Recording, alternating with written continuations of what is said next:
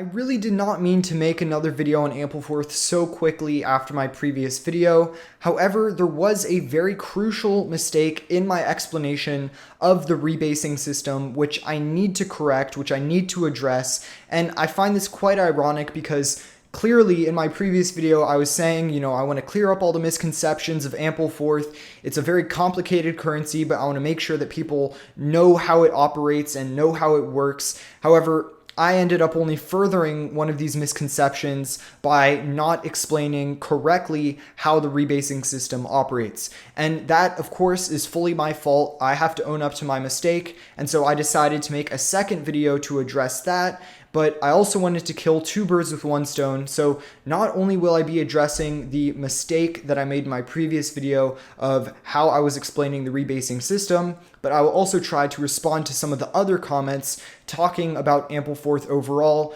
and going deeper into my own opinions of Ampleforth. As although I did forget to mention this specific rebasing system in my previous video, it does not change my overall opinion or my overall message of Ampleforth in any way.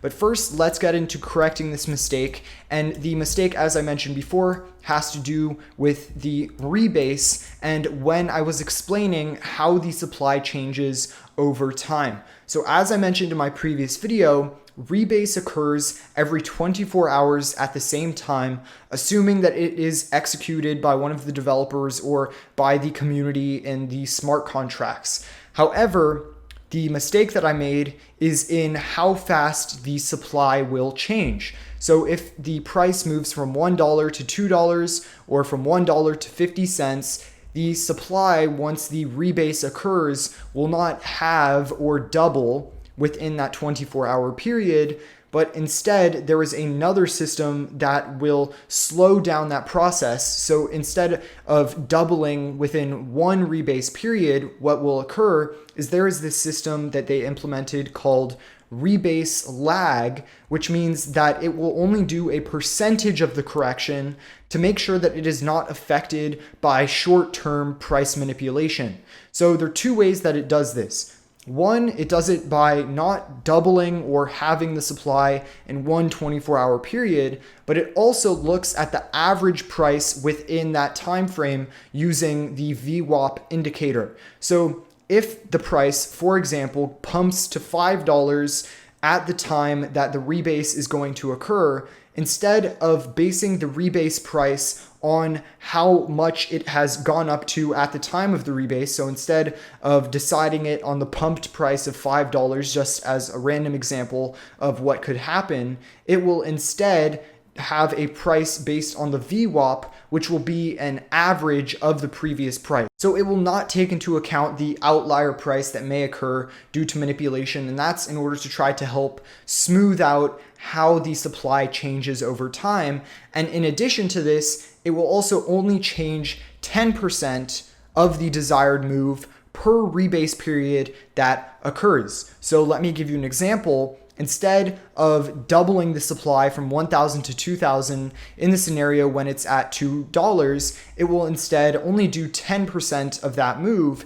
And if the price is still at $2 after it does 10% of the 100% doubling of the supply, then it will continuously do 10%. So let's say there's the first 10% increase in supply, which would not be 2,000 ample, but instead 1,100 ample. So it will first go to 1,100 ample, and then during the next rebasing period, if it is still at $2 based on the VWAP indicator and the algorithm that tracks the price at the current rebasing time, then if it is still at $2, it will then do another 10% increase all the way up to, let's assume it stays at $2 for 10 days, then the supply would theoretically double. And so that's how the system works. It does not double within one rebasing period, but instead it does 10% of the desired move in order to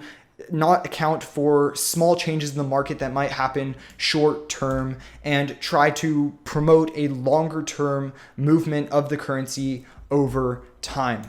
One other thing that people were saying I forgot to mention in my previous video is the fact that the rebase is not based on the equilibrium of $1, but instead based on the equilibrium of the 2019 dollar, so accounting for inflation using the CPI or Consumer Price Index. And there is a reason why I didn't necessarily stress this point or mention this point in my previous video, and that's because, in my opinion, that feature of Ampleforth is a complete gimmick, and I'll explain why.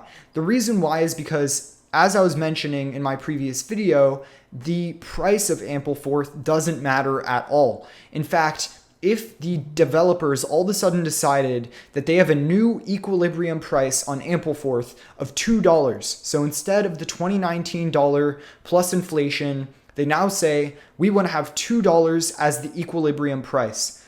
The reason why it doesn't matter is because the way that wealth is created on Ampleforth is not by what the value or what the desired equilibrium target is. The way that wealth is created is by an increase above the equilibrium price in order for supply to increase until it meets demand, and then that is how people will end up making wealth or making money holding Ampleforth. So in fact, it doesn't necessarily matter what the equilibrium or target price of Ampleforth is. All that matters is if the price of Ampleforth is above that or below that, which would then change the supply, which is what actually affects the amount of wealth that people have in their wallet. And so the final thing I wanted to revisit in this video before I end it is why I still classify Ampleforth as a quote-unquote high-risk investment, or why I wouldn't put a substantial amount of money into it. And of course, I think one indicator, one reason why could be that I'm seeing a lot of people online sort of having this Ponzi mentality. This is what I call it, when people become emotional about an investment. And this always happens in projects that generate a lot of wealth for people, or at least seemingly transfer wealth to them, when they have massive gains in their wallet, or when they are seeing the amount of money go up and up and up. You know, they get very emotional and attached to their investments. So first, having a situation where you have this Ponzi mentality for a large portion of the people holding a coin, I think that's always a bad thing. But really, the main reason why is because of the misinformation and lack of understanding and how Ampleforth operates, as I think that a majority of people who hold Ampleforth don't really understand why it's been able to have such a large period of growth. As I mentioned before, Ampleforth doesn't actually inherently go away from the rest of the cryptocurrency market. It's not necessarily disconnected from the price of Bitcoin and from the price of other cryptocurrencies. Instead, what has allowed Ampleforth to solve this problem of not being inherently different than the rest of the market or the rest of the ERC20 tokens or the rest of altcoins is the Geyser system, which means that when the rebasing occurs, when people have coins, they're incentivized to put it in the market as liquidity, as opposed to holding it themselves in their wallet or selling it on the open market. So it creates this situation where Ampleforth, through Geyser, incentivizes a Ponzi-like system in the market, because when the rebase occurs, when there is increased number of tokens in the market in order to try to bring the price back to its equilibrium of $1, instead, this pool of Ampleforth that is incentivized by Geyser increases. It increases each time and makes it so that there is less and less of an effect from the Ampleforth rebasing, which is a system which is supposed to solve this issue, until ultimately I think it will all blow up. So it's sort of like a hidden massive growth in Ampleforth, because on the chart it doesn't look like this project has gone up hundreds and hundreds of percent, but in reality it really has, and it's only able to do this because people are confident in the project, because they think that Ampleforth will continue to grow, and so they will continue to provide liquidity, and the number of uneducated people investing in it will only increase as well, until everything will ultimately collapse. And it will collapse because the Geyser liquidity pool starts to diminish. So once the people that are invested in the Uniswap liquidity pool, once those people get scared about their holdings being there, once that pool of liquidity is diminished, then the rebases will start to have its actual effect on the market, thus decreasing the supply overall, as it will eventually have that sort of crash or that dump from the previous pump that we had seen in the market.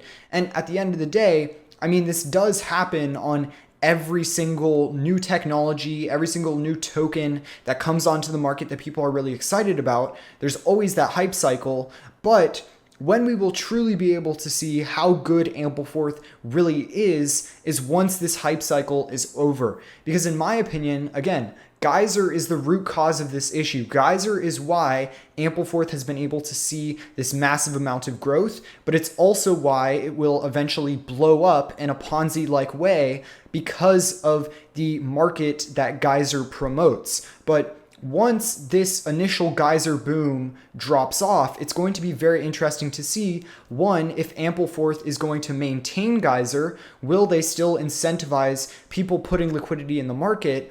Or will they realize that maybe this is not the best idea for the long-term health of this project?